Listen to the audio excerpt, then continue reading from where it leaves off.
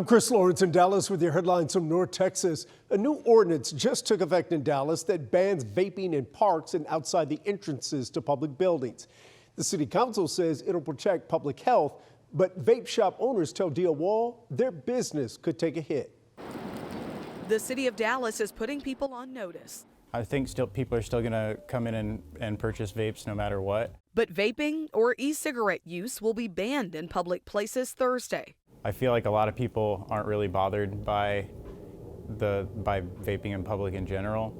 It doesn't necessarily surprise me that they're doing it, but I feel like there's probably more important things to worry about at the moment. The Centers for Disease Control says no tobacco products, including e-cigarettes, are safe, adding the aerosol they use contain harmful substances. Smokes and Edibles sells a variety of vapes and other products and says all smoke isn't the same. There's definitely a difference in terms of how long it stays in the air, how the smell sticks to your clothes. It's definitely a different experience overall. Bulletins and digital billboards are now up, alerting people to the change. No vaping within 15 feet of building entrances or on park property. Businesses also have to update their signs to show smoking cigarettes and e-cigarettes is banned. I think it's absurd. I don't think it's necessary by any means, but I don't think it's going to change a whole lot necessarily. In Dallas, I'm Dia Wall.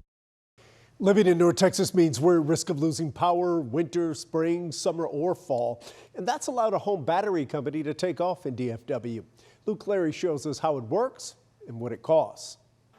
Summer heat and year-round storms. The Texas energy grid takes a pounding. We've been out For Nancy Jones, so many times I can't count. And her far north Dallas backyard, nothing compares to the deep freeze of winter 2021. Rough week. It was 4 or 5 days without power. Didn't know where to go or what to do or whether to get a hotel. The unknown of whether to stick around for an hour or two or to go find a friend or go to a hotel. We don't have that anxiety anymore. We know we've got the backup. The backup? A large capacity battery installed next to her home. We have a system that detects when an outage happens and in half a second switches on the batteries and powers the whole home. Cole Jones is head of growth at Base Power.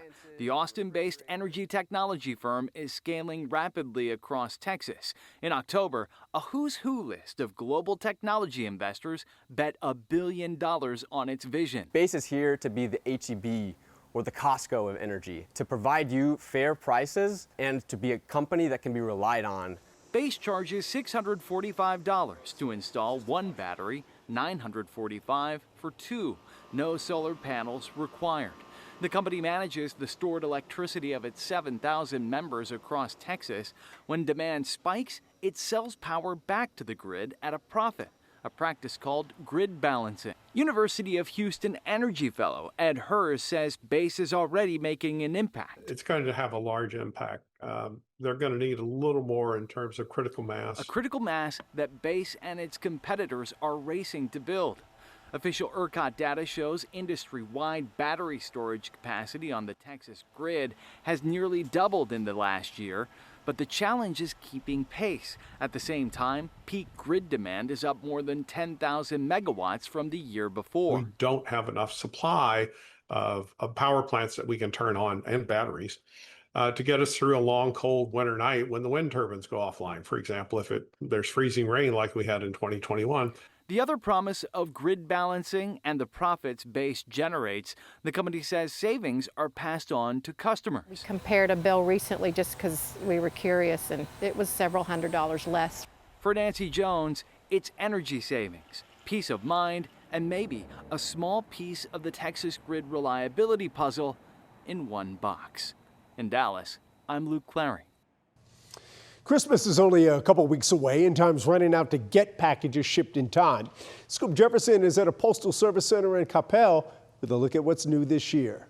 This holiday season, postal workers will use state-of-the-art technology to help them get your Christmas cards and packages to their destination on time. And this is the machine to do that you see behind me. One of the first steps is sorting out what goes where, and this new machine called the Package Induction Linear Sorter, also known as PILS, plays a key role. PILS is new to the distribution center in Coppell and is one of more than 600 installed at distribution centers around the country. Postal officials chose the Coppell facility as a linear sorter location because of the massive growth in DFW. They already sort and process mail and packages by the millions at this facility. Last holiday season, the facility handled about 60 million holiday packages.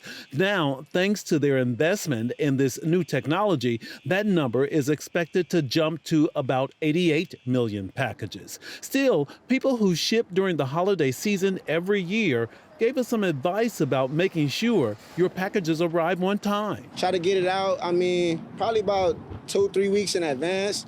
You come in about the week before Christmas, you're not getting nothing shipped. I always advise plan on a couple of weeks before, just because the volume. The leaders of the organization felt that it was worth the investment in order to give the DFW Metro additional firepower to handle this peak season. Here are important dates you need to know. You must get your Christmas cards and small packages to the post office no later than December 17th to have them there by Christmas. You have until December 18th to ship by priority mail, which will cost you more. And starting December 20th, Priority Mail Express will get it there before Christmas. There will be Christmas deliveries on Christmas Eve, but postal workers, they have Christmas Day off.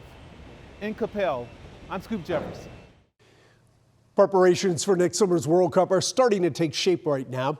FIFA is helping each nation determine where their base camp will be, from TCU to the University of North Texas and FC Dallas's home in Frisco. Next month, teams will list their top 3 choices, and FIFA makes the final decision. And with so much spread out across the Metroplex, it'll have an impact far beyond the stadium where the actual matches are played. And those are your headlines from North Texas.